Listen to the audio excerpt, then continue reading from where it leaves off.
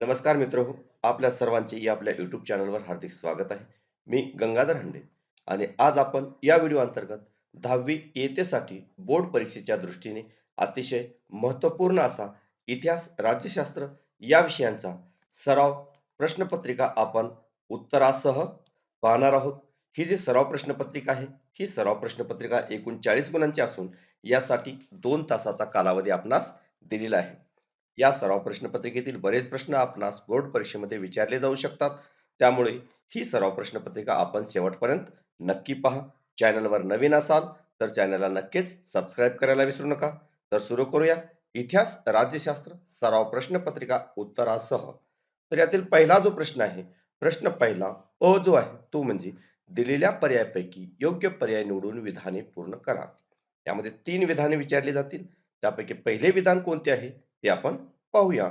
पहिले विधान आहे सांस्कृतिक आणि नैसर्गिक वारसांचे जतन व संवर्धन व्हावे या हेतूने टिंबटिंब या जागतिक संघटनेने दिशादर्शक तत्वे जाहीर केलेली आहेत.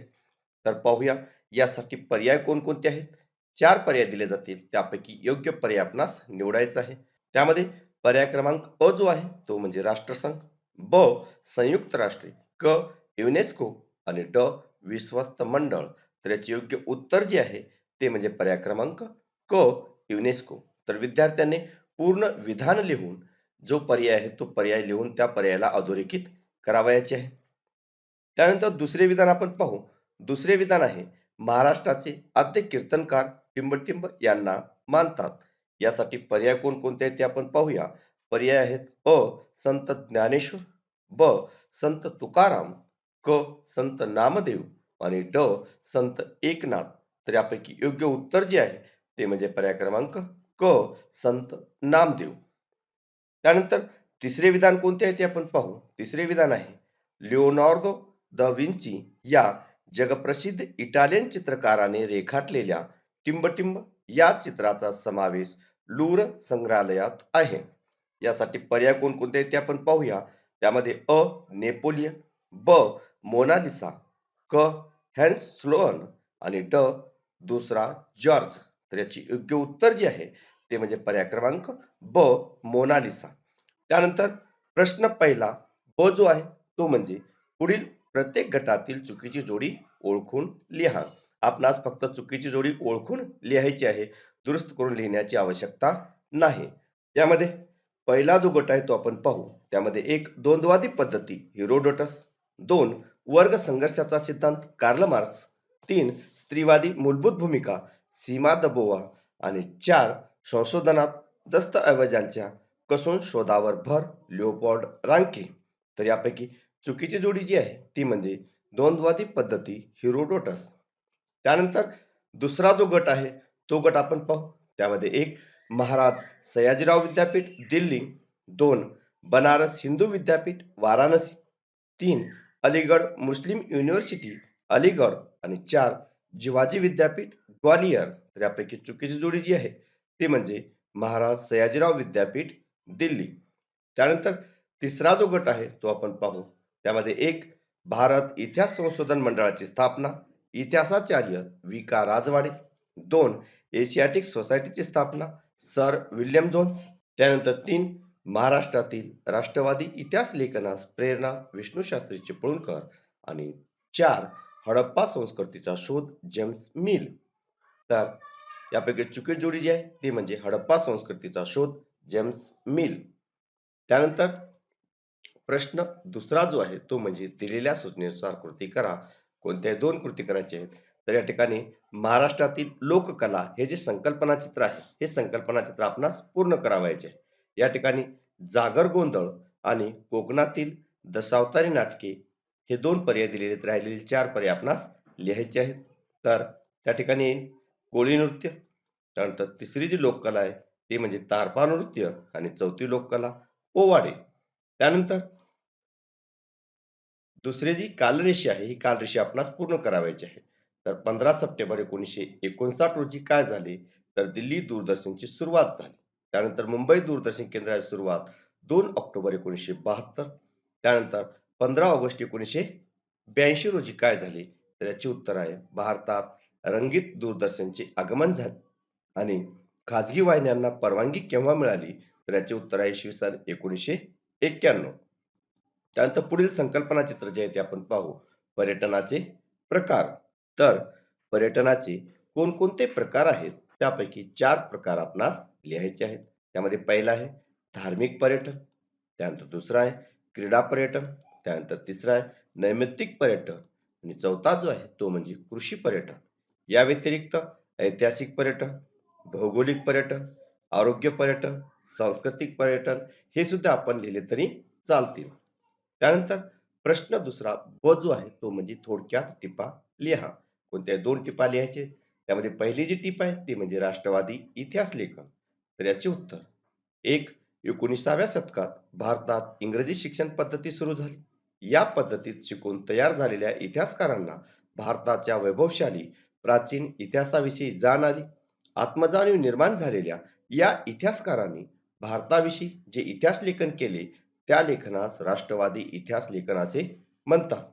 त्यानंतर दुसरा मुद्दा, या राष्ट्रवादी इतिहास लेखकांनी प्राच्यवादी लेखकांच्या पूर्वग्रह दूषित इतिहास लेखनाला विरोध केला. त्यानंतर तिसरा मुद्दा, भारताच्या इतिहासातील सुवर्णकाळ शोधून त्यावर त्यांनी लेखन केले. त्यानंतर चौथा मुद्दा, राष्ट्रवादी इतिहास लेखनामुळे स्वातंत्र्य लढ्यास प्रेरणा मिळाली, तसेच प्रादेशिक इतिहास लिहिण्यालाही चालना मिळाली. त्यानंतर दुसरी जी टीप आहे ती आपण पाहू. दुसरी टीप आहे उपयोजित इतिहास.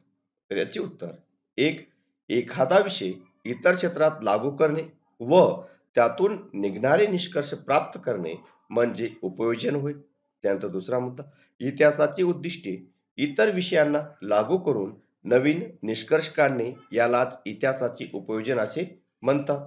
त्यानंतर तिसरा मुद्दा, इतिहासाद्वारे भूतकाळातील घटनांसंबंधीचे जे ज्ञान प्राप्त होते त्याचा उपयोग वर्तमानात आणि भविष्य काळात सर्व समाजाला कसा होईल याचा विचार उपयोजित इतिहासात केला जातो. त्यानंतर चौथा जो मुद्दा आहे तो म्हणजे इतिहासात सामाजिक, धार्मिक, कला, स्थापत्य इत्यादी घटक समाविष्ट असतात. तसे या विषयांमध्येही इतिहासाचे उपयोजन होते. त्यानंतर तिसरी जी टीप आहे ती आपण पाहू. तिसरी टीप आहे देशी खेळ. तर याचे उत्तर, ज्या खेळांचा उदय भारतात झाला आणि ज्या खेळांना भारतीय परंपरा आहे अशा खेळांना आपण देशी खेळ म्हणतो. त्यानंतर दुसरा मुद्दा, देशी खेळात बैठे खेळ आणि मैदानी खेळ असे 2 प्रकार आहेत. जे खेळ बसून कोठेही खेळता येतात त्यांना बैठे खेळ असे म्हणतात. तर जे खेळ मैदानात उभे राहून खेळावे लागतात त्यांना मैदानी खेळ असे म्हणतात. त्यानंतर तिसरा जो मुद्दा आहे तो म्हणजे बुद्धिबळ, सारीपाट, पत्ते इत्यादी देशी बैठे खेळ, तर आट्यापाट्या, खो खो, कबड्डी, कुस्ती वगैरे देशी मैदानी खेळ होत. त्यानंतर चौथा मुद्दा, देशी खेळाचे वैशिष्ट्य म्हणजे या खेळांना जास्त किमतीचे साहित्य लागत नसल्याने हे खेळ कमी खर्चिक असतात. फुगडी, झिम्मा, भातुकली असे मुलींचे देशी खेळ आहेत. आधुनिक काळात मुलीही मुलांच्या बरोबरीने सर्व देशी व विदेशी खेळ खेळताना आपणास दिसतात. त्यानंतर प्रश्न तिसरा जो आहे तो म्हणजे पुढील विधाने आपणास सहकारण स्पष्ट करावयाचे आहेत. कोणती 2 विधाने आणि हा प्रश्न 4 गुणांसाठी असेल. तर पाहूया पहिले विधान, बखर हा ऐतिहासिक साहित्यातील महत्वाचा प्रकार आहे. तर याचे उत्तर, ऐतिहासिक साहित्यात फारसी ग्रंथ, ताम्र, शिलालेख, कागदपत्रे, नाणी, प्रवास वर्णने इत्यादी साधनाबरोबरच ऐतिहासिक बकरीचाही समावेश होतो. त्यानंतर दुसरा मुद्दा, बखरीत शूर योद्ध्यांचे गुणगान असते. ऐतिहासिक घडामोडी आणि युद्धांची वर्णने असतात. त्यानंतर तिसरा मुद्दा, थोर पुरुषांची चरित्रे आणि त्या काळातील नगरांची वर्णने असतात. त्यानंतर चौथा मुद्दा, तत्कालीन सामाजिक, धार्मिक आणि आर्थिक जीवनाचे चित्र रंगवलेले असते. ही वर्णने इतिहास लेखनाला उपयुक्त ठरतात. म्हणून बखर हा ऐतिहासिक साहित्यातील महत्वाचा प्रकार आहे. त्यानंतर पुढील विधान आपण पाहू. पुढील विधान आहे, तत्वज्ञानाचा इतिहास अभ्यासण्याची गरज असते. तर याचे उत्तर, एक, कालप्रवाहात विविध विचारसरणीचा उगम होत असतो. त्यानंतर दुसरा मुद्दा, या विचारसरणीचा समाजावर विविध काळात कमी जास्त प्रभाव पडलेला असतो. त्यानंतर तिसरा मुद्दा, या विविध विचारसरणीचा उगम कसा झाला, त्यामागील वैचारिक परंपरा कोणत्या होत्या याचा शोध घेण्याची गरज असते. त्यानंतर चौथा मुद्दा, या विचारसरणीच्या वाटचालीचा, त्यांच्या विकास विस्ताराचा किंवा अधोगतीचा इतिहास समजून घेणे आवश्यक असते. म्हणून तत्वज्ञानाचा इतिहास अभ्यासण्याची गरज असते. त्यानंतर तिसरे जे विधान आहे ते आपण पाहू. तिसरे विधान आहे, 6 जानेवारी हा दिवस महाराष्ट्रात पत्रकार दिन म्हणून साजरा केला जातो.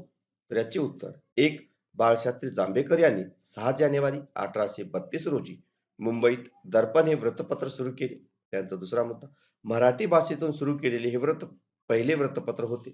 त्यानंतर तिसरा मुद्दा, या वृत्तपत्राचे संपादक या नात्याने बाळशास्त्री जांभेकर हे आद्य संपादक होते. त्यानंतर चौथा मुद्दा, जांभेकरांनी दर्पण हे वृत्तपत्र सुरू करून मराठी वृत्तपत्र सृष्टीचा पाया घातला. म्हणून दर्पणचा पहिला अंक प्रसिद्ध झालेला 6 जानेवारी हा जो दिवस आहे, हा दिवस महाराष्ट्रात आपण पत्रकार दिन म्हणून साजरा केला जातो. त्यानंतर पुढील जो प्रश्न आहे तो आपण पाहू. वैद्यकीय कारणासाठी परदेशात परदेशी लोकांचे भारतात येण्याचे प्रमाण वाढलेले दिसते. चौथे जे विधान आहे ते म्हणजे वैद्यकीय कारणासाठी परदेशी लोकांचे भारतात येण्याचे प्रमाण वाढलेले दिसते. तर का दिसते? तर याचे उत्तर एक, भारतात पाश्चात्याच्या वैद्यकीय सुविधेपेक्षा दर्जेदार व स्वस्त वैद्यकीय सुविधा मिळतात. त्यानंतर दुसरा मुद्दा, नवीन तंत्रज्ञान व तज्ञ सर्जन भारतात उपलब्ध आहेत. त्यामुळे रोगमुक्त होण्याची खात्री परकीयांना वाटते. त्यानंतर तिसरा मुद्दा, भारतात सूर्यप्रकाश मुबलक असल्याने त्याचा लाभ घेण्यासाठी परदेशी लोक येथे येतात. त्यानंतर चौथा मुद्दा, योग शिक्षण आणि आयुर्वेद उपचार ही तर भारताने जगाला दिलेली देणगीच आहे. असे विविध वैद्यकीय उपचार घेण्यासाठी परदेशी लोक भारतात येण्याचे प्रमाण वाढलेले दिसते. त्यानंतर प्रश्न चौथा जो आहे तो म्हणजे पुढील उतारा वाचून त्यावरील प्रश्नांची आपणास उत्तरे लिहायची आहेत. हा जो उतार आहे या उतारावर 3 प्रश्न आपणास विचारले जातील. पहिले 2 प्रश्न 1-1 गुणाचे असतील व तिसरा प्रश्न हा 2 गुणाचा असेल. तर पाहूया या उतार्यावर आधारित कोणकोणते प्रश्न आहेत. त्यामध्ये पहिला प्रश्न जो आहे तो म्हणजे सीता स्वयंवर हे नाटक रंगभूमीवर कोणी आणले? तर याचे उत्तर आहे, सीता स्वयंवर हे नाटक भानुदास भावे यांनी रंगभूमीवर आणले. त्यानंतर दुसरा प्रश्न आहे, संगीत शारदा या नाटकांचे लेखक कोण आहेत? तर संगीत शारदा या नाटकाचे लेखक गोविंद बल्लाळ देवल हे संगीत शारदा या नाटकाचे लेखक आहेत. त्यानंतर तिसरा जो प्रश्न आहे तो आपण पाहू. तिसरा प्रश्न आहे, नाटक सामाजिक प्रबोधन कसे घडवून आणते हे स्पष्ट करा. तर याचे उत्तर एक, नाटक हा दृकश्राव्य कला प्रकार असल्यामुळे त्याचा प्रेक्षकावर फार मोठा प्रभाव पडतो. त्यानंतर दुसरा, समाजामध्ये असलेल्या रूढी, परंपरा, अंधश्रद्धा, कर्मकांड इत्यादी अनिष्ट बाबी नाटकाद्वारे सादर करून सामाजिक प्रबोधन करण्याचे महत्वपूर्ण कार्य नाटकांनी केले. त्यानंतर तिसरा मुद्दा, संगीत शारदा या नाटकातून जरटकुमारी विवाह या क्रूर प्रथेवर प्रकाश टाकला गेला. आणि चौथा जो मुद्दा आहे तो म्हणजे राम गणेश गडकरी यांनी एकच प्याला या नाटकातून दारूच्या दुष्परिणामांची जाणीव समाजाला करून दिली. यानंतर पुढील जो प्रश्न आहे तो प्रश्न 5वा. पुढील प्रश्नांची सविस्तर उत्तरे लिहा. हा प्रश्न 6 गुणांचा असून यामध्ये कोणते 2 प्रश्न आपणास सोडवायचे आहेत. त्यामध्ये पहिला जो प्रश्न आहे तो म्हणजे स्त्रीवादी इतिहास लेखन म्हणजे काय? तर याचे उत्तर एक, स्त्रीवादी इतिहास लेखन म्हणजे स्त्रियांच्या दृष्टिकोनातून केलेली इतिहासाची पुनर्रचना होय. त्यानंतर दुसरा मुद्दा, इतिहासाच्या लेखनात पुरुषवादी दृष्टिकोनाचा प्रभाव अधिक होता. तिसरा मुद्दा, त्यावर पुनर्विचार करावा आणि त्यात स्त्रियांचा अंतर्भाव करावा अशी भूमिका फ्रेंच विदुषी सीमा द बोवा हिने मांडली. त्यानंतर चौथा मुद्दा, त्यानंतर स्त्रीवादी इतिहास लेखन हा विचार स्वीकारला गेला. पाचवा मुद्दा, स्त्रियांशी संबंधित नोकऱ्या, रोजगार, ट्रेड युनियन्स, स्त्रियांचे कौटुंबिक जीवन, स्त्री संस्था या सर्वावर सविस्तर संशोधन सुरू झाले. सहावा मुद्दा, 1990 नंतर स्त्री हा एक स्वतंत्र सामाजिक वर्ग मानून इतिहास लिहिण्यावर भर दिला जाऊ लागला. या दृष्टिकोनालाच स्त्रीवादी इतिहास लेखन असे म्हणतात. त्यानंतर यातील दुसरा जो प्रश्न आहे तो आपण पाहू. दुसरा प्रश्न आहे, लोकचित्रकला शैलीविषयी सविस्तर माहिती लिहा. तर याचे उत्तर एक, अश्मयुगीन काळापासून गुहा चित्रांची परंपरा चालू आहे. या गुहा चित्रातून लोकचित्र शैलीचे जतन केले गेले. त्यानंतर 2, गुहा चित्रामध्ये प्राणी, मनुष्यकृती, झाडे, शिकारींचे प्रसंग अशी चित्रे गुहांच्या भिंतीवर कोरलेली आढळतात. त्यानंतर दुसरा मुद्दा, अश्मयुगीन मानवाच्या प्रगतीच्या वाटचालीत चित्रांचे विषय देखील बदलत गेले. नवीन प्राणी, शेती जीवन, वनस्पती इत्यादी नवीन विषय येत गेले. त्यानंतर चौथा जो मुद्दा आहे तो म्हणजे मनुष्यकृतीच्या रेखाटण्याच्या पद्धती व चित्रामध्ये वापरला गेलेला रंगात यात फरक होत गेला. त्याचबरोबर पाचवा जो मुद्दा आहे तो म्हणजे नैसर्गिक द्रव्यापासून तसेच वनस्पतीच्या पानापासून तयार केलेले विविध रंग वापरले गेलेले दिसतात. सभोवतालचा परिसर आणि अवगत झालेले नवनवीन ज्ञान व तंत्रज्ञान याचा वापर करून मानव चित्रे कोरू लागला. त्यानंतर सहावा जो मुद्दा आहे तो म्हणजे नवाश्मयुगात विकसित झालेला मानव देवदेवतांची चित्रे काढू लागला. सण समारंभ प्रसंगी घराच्या भिंतीवर चित्र काढणे, अंगणात रांगोळी काढणे अशा स्थानिक परंपरातून लोकचित्रशैली विकसित झाली. वारली चित्र परंपरा, चित्रकथी परंपरा, लघुचित्र परंपरा अशा अनेक लोकचित्रकला शैली आढळतात. त्यानंतर पुढील जो प्रश्न आहे तो म्हणजे खेळ आणि इतिहास यांच्यातील परस्पर संबंध स्पष्ट करा. तर याचे उत्तर, खेळ आणि इतिहास यांच्यातील परस्पर संबंध अगदी घनिष्ठ आहे. कारण एक खेळावर लिखाण करणाऱ्या लेखकांना त्या खेळाचा इतिहास माहीत असावाच लागतो. त्यानंतर दुसरा मुद्दा, खेळाची समीक्षा करण्यासाठी त्या समीक्षकाला भूतकाळातील खेळाडूंच्या खेळाचे कौशल्य माहीत असावे लागते. त्यानंतर तिसरा मुद्दा, ऑलिम्पिक, एशियाड, राष्ट्रकुल अशा आंतरराष्ट्रीय स्पर्धांची माहिती, खेळाडूंची वैशिष्ट्ये अशा संदर्भ संदर्भ देण्यासाठी समीक्षकाला इतिहासाचा आधार घ्यावाच लागतो. त्यानंतर चौथा जो मुद्दा आहे तो म्हणजे विविध स्पर्धांचे आकाशवाणीवरून, दूरचित्रवाणीवरून वा वाहिन्यावरून समालोचन करताना समालोचकाला त्या खेळाचा इतिहास, गाजलेले खेळाडू, त्यांचे विक्रम इत्यादी संबंधी माहिती द्यावी लागते. तरच त्याचे समालोचन रंजक होते. त्याचबरोबर पाचवा जो मुद्दा आहे तो म्हणजे खेळातील विशेष तज्ञ म्हणून बोलवलेल्या व्यक्ती, खेळाडूंच्या प्रशिक्षणासाठी असणारे प्रशिक्षक, स्पर्धासाठी खेळाडूंची निवड करणारी समिती या सर्वांना खेळाडूंची माहिती, त्यांचे गुणदोष, विरुद्ध समोरील खेळाडूंचा इतिहास या सर्वांचा अभ्यास करावा लागतो.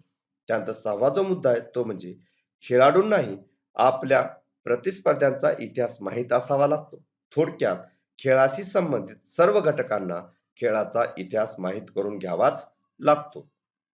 त्यानंतर तिसरे जे विधान आहे, तिसरा जो प्रश्न आहे तो म्हणजे ग्रंथालय आणि संग्रहालय राष्ट्रासाठी आवश्यक असतात, हे विधान स्पष्ट करा. तर याचे उत्तर, ग्रंथालय आणि संग्रहालय ही राष्ट्राचा चालता बोलता जिवंत इतिहास असतो. त्यामुळे राष्ट्रासाठी त्याचे महत्व अनन्य साधारण असते. त्यामध्ये एक, ग्रंथालय व संग्रहालय यांच्यामुळे अभ्यासकाला इतिहास लेखन करणे सुलभ जाते. त्यानंतर दुसरा मुद्दा, ऐतिहासिक घटना व व्यक्तींची चरित्रे सामान्य लोकांपर्यंत पोहोचतात. त्यानंतर तिसरा मुद्दा, भूतकालीन सामाजिक, राजकीय व सांस्कृतिक परिस्थितीची कल्पना येते. त्यानंतर चौथा मुद्दा, वस्तू संग्रहालय पाहिल्याने कला व अभिरुची यात वाढ होते. त्याचबरोबर पाचवा जो मुद्दा आहे तो म्हणजे इतिहासाबद्दलच्या पूर्वग्रह दूषित दृष्टिकोनात बदल होतो. सहावा मुद्दा, प्राणी, कीटक, पक्षी, निसर्ग घटक यांची माहिती होते. सातवा जो मुद्दा आहे तो म्हणजे ज्ञानार्जन आणि ज्ञान प्रसाराला हातभार लागतो. आठवा जो मुद्दा आहे तो म्हणजे प्राचीन ऐतिहासिक साधनांचे जतन होते. नववा मुद्दा, मनोरंजन आणि पर्यटकाला चालना मिळते. त्यानंतर दहावा मुद्दा, व्यवसाय आणि रोजगार मिळण्यासाठी मोठी संधी प्राप्त होते. या विविध कारणासाठी ग्रंथालय आणि संग्रहालय प्रत्येक राष्ट्रासाठी आवश्यक असतात. दोन्हीही राष्ट्राच्या प्रगतीची आणि वैभवाची प्रतीके असतात. तर वरील मुद्द्यापैकी कोणत्याही सहा मुद्दे लिहिणे अपेक्षित आहे. त्यानंतर प्रश्न सहावा जो आहे तो म्हणजे दिलेल्या पर्यायापैकी योग्य पर्याय निवडून विधाने पूर्ण करा. हा प्रश्न 2 गुणासाठी. त्यामध्ये पहिले जे विधान आहे ते आपण पाहू. टिंबटिंब कायद्याद्वारे महिलांना त्यांचे स्वातंत्र्य जपण्यासाठी आणि स्वतःचा विकास साधण्यासाठी अनुकूल वातावरण निर्माण केले आहे. यासाठी पर्याय अ, माहितीचा माहिती अधिकाराचा कायदा, ब, हुंडा प्रतिबंध कायदा, 3, क जो आहे तो म्हणजे अन्न सुरक्षा कायदा आणि ड यापैकी नाही. त्याचे योग्य उत्तर आहे पर्याय क्रमांक ब, हुंडा प्रतिबंध कायदा. त्यानंतर दुसरे जे विधान आहे ते म्हणजे लोकशाहीमध्ये टिंबटिंब निवडणुकीत सामील होऊन सत्तेत प्रवेश करतात. यासाठी पर्याय आहेत अ राजकीय पक्ष, ब न्यायालय, क सामाजिक संस्था आणि ड यापैकी नाही. तर याचे योग्य उत्तर आहे पर्याय क्रमांक अ राजकीय पक्ष. त्यानंतर प्रश्न 7वा जो आहे तो म्हणजे पुढील विधाने चूक की बरोबर ते सहकारण स्पष्ट करा. त्यामध्ये पहिलं जे विधान आहे ते म्हणजे निवडणूक आयोग विशिष्ट प्रसंगी एखाद्या मतदारसंघात पुन्हा निवडणूक घेतो. तर याचे उत्तर हे विधान बरोबर आहे. कारण एक काही वेळा विधानसभेचा किंवा लोकसभेचा एखादा सदस्य आपल्या प्रतिनिधित्वाचा राजीनामा देतो. त्यानंतर दुसरा मुद्दा, एखाद्या प्रतिनिधीचे अकस्मात निधन होते. त्यानंतर तिसरा मुद्दा, निर्वाचित सदस्यांनी पक्षांतर केले तर पक्षांतर बंदी कायद्याप्रमाणे त्याचे सदस्यत्व रद्द होते. अशा वेळी त्या मतदारसंघाची कामे कोण करणार हा प्रश्न निर्माण होतो. म्हणून निवडणूक आयोग त्या जागी पोटनिवडणूक घेतो. त्यानंतर दुसरे जे विधान आहे ते आपण पाहू. आघाडी शासनातून अस्थिरता निर्माण होते. तर याची उत्तर हे विधान चूक आहे. कारण 1989च्या निवडणुकीनंतर कोणत्याही पक्षाला बहुमत न मिळाल्याने आघाडी सरकारे केंद्रात व राज्यात अधिकारावर आली. त्यानंतर दुसरा जो मुद्दा आहे तो म्हणजे पक्षाचा आपापला कार्यक्रम बाजूला ठेवून समान कार्यक्रमावर भूमिकेवर एकत्र येऊन हे पक्ष सरकार चालवू लागले. त्यानंतर तिसरा मुद्दा, 1977च्या जनता पक्षाचा प्रयोग फसल्यानंतर आता केंद्र व राज्य पातळीवर आघाडी शासन चांगल्या प्रकारे काम करीत आहे. म्हणून आघाडी शासनातून अस्थिरता निर्माण होते. हा जो समज आहे हा समज खोटा ठरलेला आहे. त्यानंतर तिसरे विधान, लोकशाहीमध्ये चळवळीला फार महत्व असते. तर याचे उत्तर हे विधान बरोबर आहे. कारण एक सार्वजनिक प्रश्नाच्या निराकरणासाठी एक वा अनेक व्यक्ती संघटित होऊन सामूहिक आंदोलन उभे करतात. त्यानंतर दुसरा मुद्दा, सामाजिक प्रश्नासंदर्भातील सर्व माहिती आंदोलनातील कार्यकर्ते शासनाला देत असतात. त्यानंतर तिसरा मुद्दा, चळवळीच्या वाढत्या प्रभावामुळे शासनाला त्याची दखल घ्यावीच लागते. त्यानंतर चौथा मुद्दा, शासनाच्या निर्णयांना धोरणांना विरोध करण्यासाठी चळवळी उभ्या राहतात. लोकशाही पद्धतीतच जनतेला प्रतिकार करण्याचा हक्क असतो. म्हणून लोकशाहीमध्ये चळवळींना फार महत्व असते. त्यानंतर प्रश्न 8वा जो आहे तो म्हणजे पुढील संकल्पना स्पष्ट करा. कोणती एक? त्यामध्ये पहिली संकल्पना आहे हक्काधारित दृष्टिकोन. तर याचे उत्तर एक, स्वतंत्र भारताने लोकशाही शासन पद्धतीचा स्वीकार केला. ही पद्धती देशात अधिकाधिक रुजावी, प्रगल्भ व्हावी यासाठी सत्तेवर आलेल्या प्रत्येक शासनाने प्रयत्न केले. त्यानंतर दुसरा मुद्दा, लोकशाहीकरणासाठी सुधारणा करताना नागरिकाकडे केवळ लाभार्थी म्हणून पाहण्याच्या सुरुवातीला या सरकारचा दृष्टिकोन होता. त्यानंतर इसवी सन 2000 नंतरच्या काळात मात्र नागरिकांचा हक्क या भूमिका घेऊन या सुधारणा होऊ लागल्या. चौथा मुद्दा, म्हणून प्रत्येक नागरिकाला माहितीचा, शिक्षणाचा तसेच अन्न सुरक्षेचा केवळ लाभ व्हावा म्हणून कायदे केले गेले नाहीत, तर ते नागरिकांचे हक्क मानले गेले. या भूमिकेला हक्काधारित दृष्टिकोन असे म्हणतात. त्यानंतर दुसरी जी संकल्पना आहे ती म्हणजे राष्ट्रीय पक्ष. तर याचे उत्तर, राष्ट्रीय पातळीवर कार्यरत असणाऱ्या पक्षांना राष्ट्रीय पक्ष असे म्हणतात. राष्ट्रीय पक्ष म्हणून मान्यता मिळवण्यासाठी निवडणूक आयोगाने पुढील निकष ठरवलेले आहेत. त्यामध्ये एक, किमान 4 राज्यामध्ये शेवटच्या लोकसभा निवडणुकीत किंवा विधानसभेच्या निवडणुकीत किमान 6% मते मिळवणे आवश्यक आहे. किंवा दुसरा दुसरी जी अट आहे ती म्हणजे किमान 4 सभासद लोकसभेत निवडून येणे आवश्यक आहे. किंवा तिसरा निकष जो आहे तो म्हणजे आधीच्या लोकसभेच्या निवडणुकीत किमान 3 राज्यामध्ये मिळून लोकसभेच्या एकूण जागांपैकी 2% जागा निवडून येणे आवश्यक आहे. किंवा चौथा जो निकष आहे तो म्हणजे किमान 4 राज्यामध्ये राज्य पातळीवरील पक्ष म्हणून मान्यता मिळणे आवश्यक आहे. त्यानंतर प्रश्न 8वा ब जो आहे तो म्हणजे पुढील संकल्पना चित्र पूर्ण करा. यामध्ये पहिले जे संकल्पना चित्र आहे ते म्हणजे मतदार याद्याबाबत निवडणूक आयोगाला करावी लागणारी कामे. तर याचे उत्तर आहे त्यामध्ये एक, मतदार याद्या तयार करणे. त्यानंतर दुसरं आहे मृत वा स्थलांतरितांची नावे मतदार यादीतून वगळणे. तिसरं आहे नव्या मतदारांचा मतदार यादीत समावेश करणे आणि चौथं जे आहे ते म्हणजे अद्ययावत मतदार याद्या प्रसिद्ध करणे. त्यानंतर दुसरे जे संकल्पना चित्र आहे ते म्हणजे भारतातील प्रमुख चळवळी. तर याचे उत्तर आहे एक पर्यावरण चळवळ, त्यानंतर दुसरं आहे स्त्रीमुक्ती चळवळ, त्यानंतर तिसरं आहे शेतकरी चळवळ आणि चौथं जे आहे ते म्हणजे कामगार चळवळ. या व्यतिरिक्त ग्राहक चळवळ व आदिवासी चळवळ हे सुद्धा आपण लिहू शकता. त्यानंतर प्रश्न 9वा जो आहे तो म्हणजे पुढील प्रश्नांची थोडक्यात उत्तरे लिहा. कोणते एक? त्यामध्ये एक आहे सामाजिक न्याय प्रस्थापित करणे म्हणजे काय? तर याचे उत्तर सामाजिक न्याय प्रस्थापित करणे म्हणजे एक ज्या सामाजिक बाबीमुळे विचारामुळे व्यक्तीवर वा काही लोकसमूहावर अन्याय होतो त्या बाबी वा ते विचार नष्ट करणे. त्यानंतर दुसरा आहे व्यक्ती म्हणून सर्वांचा दर्जा समान मानणे व तशी धोरणे आखणे.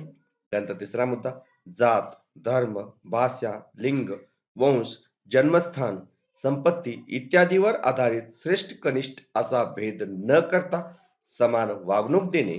आणि चौथा जो मुद्दा आहे तो म्हणजे सर्वांना विकासाची समान संधी देणे. त्यानंतर दुसरा जो प्रश्न आहे तो आपण पाहू. दुसरा प्रश्न आहे भारतात लोकशाहीच्या यशासाठी कोणत्या बाबी आवश्यक आहेत? तर याचे उत्तर भारतात लोकशाहीच्या यशासाठी पुढील बाबी आवश्यक आहेत. त्यामध्ये एक लोकशाही निर्णय प्रक्रियेत सर्व धार्मिक, वांशिक, भाषिक व जातीय गटांना सहभागी होण्याची संधी मिळाली पाहिजे. त्यानंतर दुसरा मुद्दा आहे राजकारणाचे गुन्हेगारीकरण रोखण्यासाठी कडक शिक्षा असणारे कायदे असावेत व असे गुन्हेगारीकरण रोखणारी स्वतंत्र न्यायालये असावीत. त्यानंतर तिसरा मुद्दा केवळ शासकीयच नव्हे तर सामाजिक आणि वैयक्तिक पातळीवर लोकशाही यशस्वी होण्यासाठी प्रयत्न व्हायला हवेत. त्यानंतर चौथा मुद्दा शासन व्यवहारात सर्व पातळ्यावरील नागरिकांचा सहभाग वाढला पाहिजे. तर मित्रहो, असेच नवनवीन व्हिडिओ पाहण्यासाठी चॅनलला नक्कीच सबस्क्राईब करा. धन्यवाद.